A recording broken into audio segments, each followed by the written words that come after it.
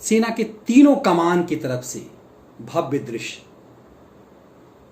उनके सम्मान में जिन्होंने इस विपदा के घड़ी में, जब पूरा देश लॉकडाउन में घरों में है,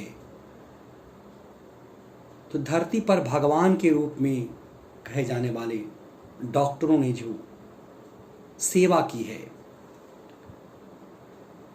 उन कोरोना वॉरियर्स को, उन पुलिसकर्मियों को जिस खाकी वर्दी को इस देश ने भ्रष्टाचार के प्रतीक के रूप में जाना, उस खाकी वर्दी ने इस दौरान क्या किया?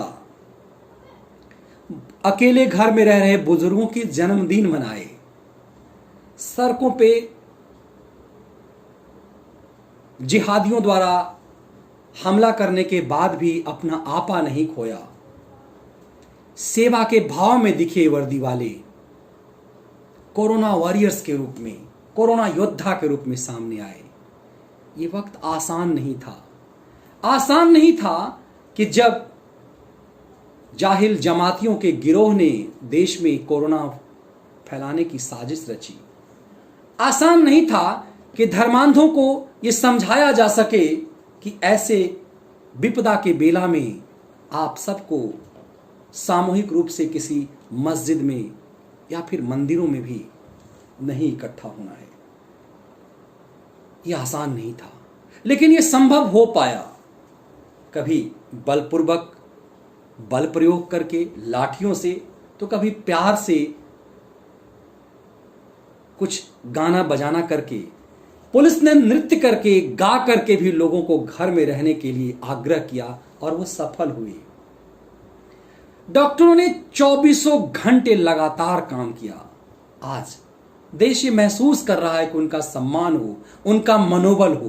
प्रधानमंत्री के आग्रह पर देश ने कभी ताली बजाया, थाली बजाया, कभी लाइटें जला करके उनका सम्मान किया। अब की बार सेना का है। रक्षा मंत्री राजनाथ सिंह और सीडीएस विपिन रावत ने तीनों सेना प्रमुखों के साथ एक बैठक की और उसके बाद यह तय किया कि श्रीनगर से लेकर त्रिवेंद्रम तक, कच्छ से लेकर डिब्रूगढ़ तक, भारत के कोने कोने में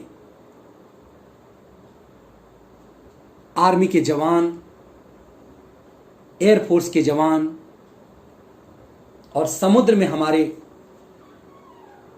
जल सेना के जवान सम्मान बढ़ाएंगे। कैसे?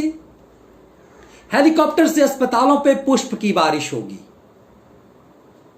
देश के तमाम उन अस्पतालों पर जहां कोरोना के मरीज हैं और कोरोना के योद्धा उन्हें बचाने के लिए, कोरोना के क्रम को तोड़ने के लिए, भारत को इस युद्ध में जिताने के लिए अपनी लड़ाई लड़ रहे हैं, उनके ऊपर फूल हेलीकॉप्टर से बरसाएगी हमारी वायुसेना।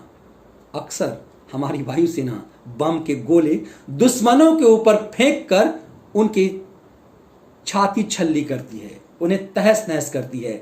वो सेना पुष्प बरसाएगी। बम बरसाने वाली हमारी सेना वो दिखाएगी कि हम किस कोमल हृदय वाले भी हैं। और जमीन पर हमारी आर्मी दिल्ली से लेकर अलग अलग शहरों में बैंड बजाएगी। हमारी राष्ट्रीय राजधानी में दृश्य अद्भुत, जिसमें कोरोना वॉरियर्स को, उन योद्धाओं को सम्मान किया जाएगा और युद्ध पोतों में दिए जलाए जाएंगे, लाइटिंग होगी उनके सम्मान में। लेकिन इस सीताराम येचुरी को इतना बुरा क्यों लग गया? येचुरी ने क्यों कहा कि ये पैसे, ये क्रूरतापूर्ण कृत्य है, ये मजदूरों के लिए खर्च होने चाहिए? ऐसी बेचैनी क्यों होती है किसी येचुरियों को? नाम सीताराम, लेकिन हमेशा भारतीय संस्कृति और संस्कारों पे बोलने वाले सीताराम येचुरी को क्यों बुरा लग रहा है कि कोरोना वॉरियर्स, इन योद्धाओं का सम्मान हमारी सेना करेगी? ये अपने आप में सवाल है कि जब कभी भी भारत एकजुट होना चाहता है, ऐसे गिरोह के लोगों की बेचैनी क्यों बढ़ जाती है? लेकिन इनकी बेचैनी भी कई बार देश को आनंद देता है। इनकी बेचैनी बढ़नी चाहिए, इनकी बेचैनी बढ़ती रहनी चाहिए। हर उस किसी की भी बेचैनी इस देश के खिलाफ साजिश करने वालों को, इस देश के एकजुट होने से यदि किसी को बेचैनी होती है तो उनकी बेचैनी बढ़नी चाहिए, लेकिन वो दृश्य निश्चित रूप से अद्भुत होगा, हमेशा याद किया जाएगा और यह भी देखा जाएगा किस तरह से हमारी सेना ने दुश्मनों के दांत खट्टे किए, वही सेना किस तरह से विनम्रता का अद्भुत दृश्य पेश कर कोरोना योद्धाओं के अंदर जोश और उत्साह बढ़ाया।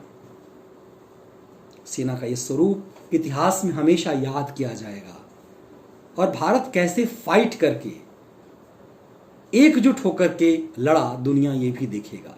जब पूरी दुनिया त्राहिमाम है कोरोना के को लेकर के और भारत जैसा एक विकासशील देश किस तरह से अपनी गरीबी में भी फाइट किया, लड़ा और लड़ करके विजयी बना, दुनिया इसे याद करेगा।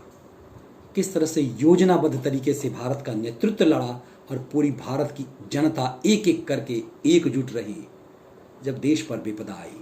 तब भी जब देश विरोधियों ने साजिश रची और उस साजिश पे कैसे सेंध लगाया गया, ये पुष्प वर्षा हमेशा याद किया जाएगा। हमेशा जब कभी भी आपको डॉक्टरों पे गुस्सा आया, जब कभी भी सिपाहियों को के भ्रष्टाचार को लेकर हम सबको गुस्सा आया, हमें यह भी याद रहेगा कि जब देश विपदा में था, इन वर्दी वालों ने किस तरह से अपनी भूमिका निभाई। धरती के भगवान कहे जाने वाले डॉक्टरों ने कैसे अपनी भूमिका निभाई और हमारी तीनों सेना ने उनका कैसे सम्मान बढ़ाया और इस एकजुटता की लड़ाई से कैसे भारत इस महामारी से जीतकर दुनिया को एक संदेश दिया और ये संदेश निश्चित रूप से कैसे भारत को एक नए भारत में ले जाएगा। 2020 है, दशकों पहले भारत के राष्ट्रपति, भारत के सुपर डुपर वैज्ञानिक महामानव अब्दुल कलाम ने कहा था, कलाम साहब ने कहा था कि 2020 में भारत महाशक्ति बनकर उभरेगा। तो क्या वो वक्त आ गया? आप सबको बहुत बहुत आभार। विपदा किस बेला में हम एकजुट होकर फाइट करें और विश्व विजयी बन करके हम सामने आए और भारत जब विश्व का नेतृत्व करेगा तो वो राम का नेतृत्व होगा, जो कभी किसी पर हथियाने के लिए नहीं होगा, राम राज देने के लिए होगा। आप सबका बहुत आभार। यदि विश्लेषण पसंद आए तो जरूर चैनल को सब्सक्राइब कीजिए, वीडियो को लाइक कीजिए। बहुत आभार आप सबका।